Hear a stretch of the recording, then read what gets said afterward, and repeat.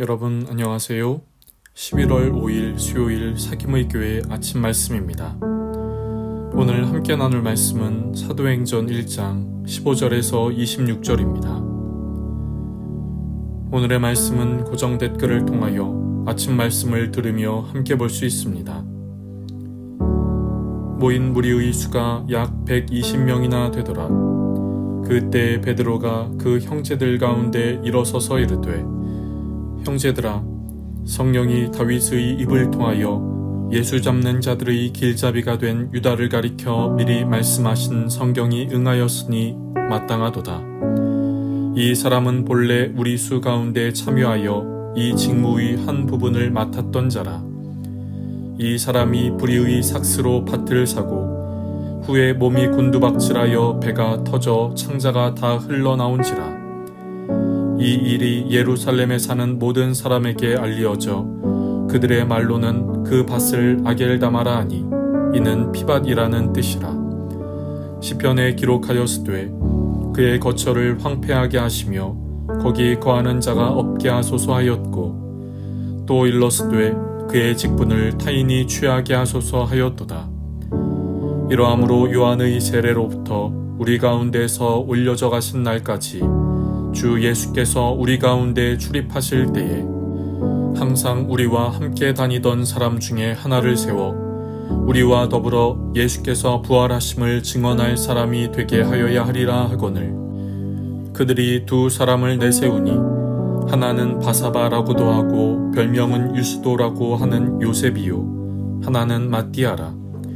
그들이 기도하여 이르되, 뭇 사람의 마음을 아시는 주여, 이 두 사람 중에 누가 주님께 택하신 바 되어 봉사와 및 사도의 직무를 대신할 자인지를 보이시옵소서. 유다는 이 직무를 버리고 제 곳으로 갔나이다 하고 제비 뽑아 마띠아를 얻으니 그가 11사도의 수에 들어가니라. 아멘. 오늘 본문은 120명의 사람들이 다락방에서 기도하고 있을 때입니다. 120명의 사람들 중에는 예수님의 제자들과 여성들, 예수님의 어머니와 동생들도 있습니다. 이들은 예수님이 승천하시기 전에 하신 말씀, 즉 예루살렘을 떠나지 말고 아버지께서 약속하신 것을 기다리기 위하여 마음을 같이하였고 간절한 마음으로 기도하고 있었습니다. 기도하던 그때에 베드로가 일어나서 말하기 시작합니다. 그것은 가룟 유다의 사건에 대한 것입니다. 가룟 유다는 예수님의 제자였으나 예수님을 팔았고 그 결과 스스로 목숨을 끊었지요. 이런 가룟 유다에 대한 이야기는 예수님의 제자라면 다 알고 있었을 것이나 누구라도 이야기하고 싶지 않은 것이기도 했습니다. 그런데 베드로가 이 사건에 대하여 말을 한 것입니다. 기도 중에 말이지요. 즉 기도할 때에 성령께서 베드로 안에 알게 하신 것입니다. 베드로는 시편의 말씀을 인용하며 가룟 유다를 대신하여 제자를 충원할 것을 말합니다. 그리고 베드로는 새롭게 뽑을 제자의 기준을 말하지요. 오늘 본문 22절입니다.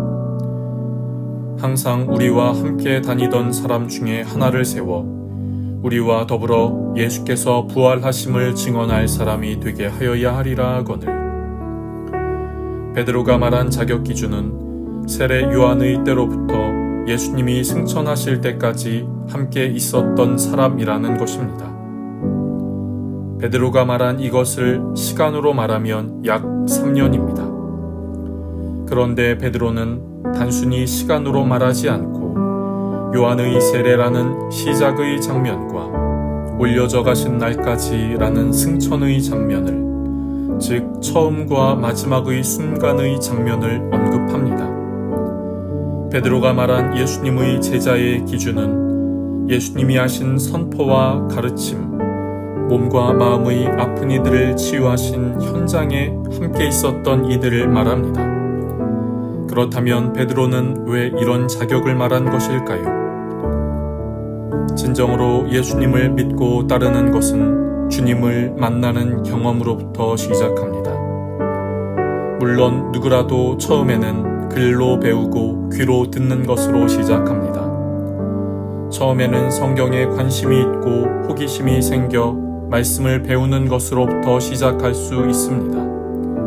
사람들의 따뜻한 환대가 좋아서 교회에 올 수 있지요. 그러나 어느 순간 그것이 멈추어지는 때가 있습니다. 그 이상을 갈망합니다.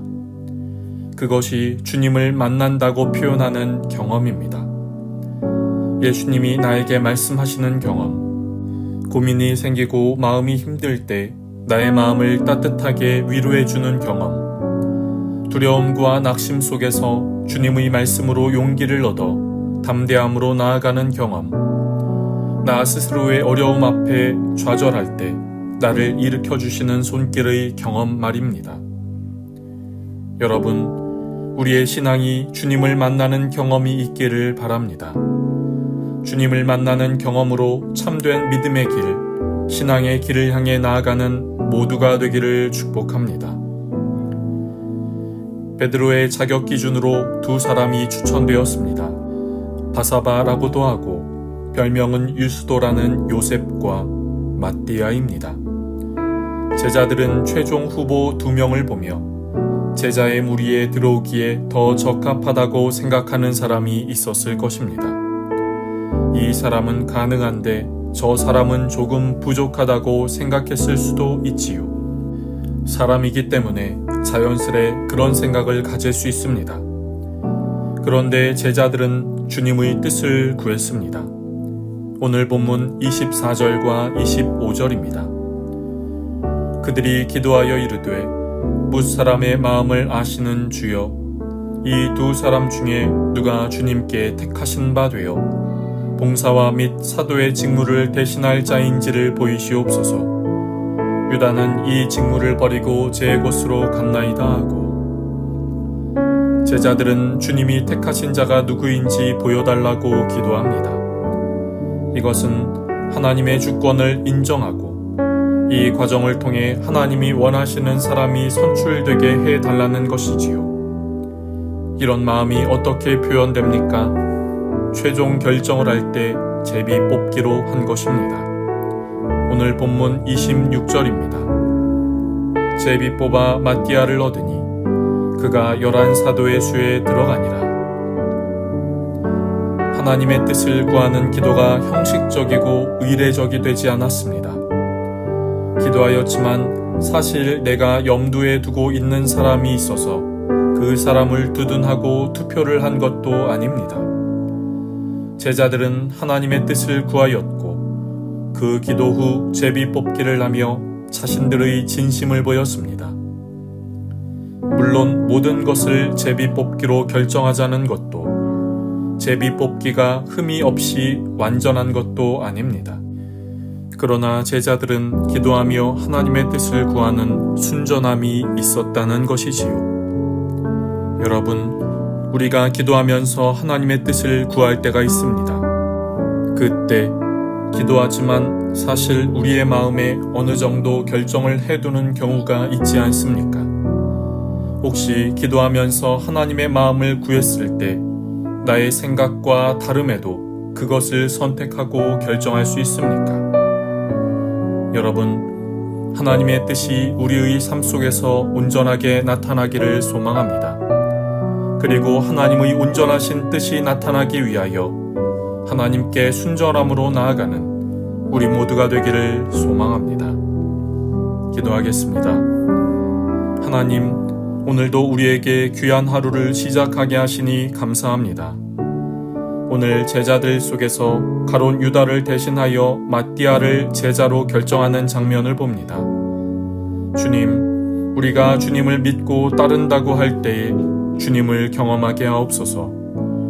과거의 하나님이 아니라 지금도 살아계셔서 우리에게 다가오시고 우리를 사랑하시는 손길을 경험하게 하시고 이 경험으로 인해 진정한 믿음의 길, 회복하는 믿음의 길이 되게 하옵소서. 더불어 주님의 뜻 앞에 순전함으로 나아가 우리를 통해 주님의 선한 뜻이 나타나게 하옵소서. 오늘을 주신 주님, 오늘도 주님과 함께하게 하시고 연약한 이들에게는 힘을, 두려워하는 이들에게는 담대함을, 그리고 지혜도 능력도 주옵소서. 그리고 하나님의 자녀로 승리하는 하루 되게 하옵소서. 감사하며 예수님의 이름으로 기도드립니다. 아멘. 여러분, 오늘도 주님 안에서 승리하는 날 되시기를 축복합니다.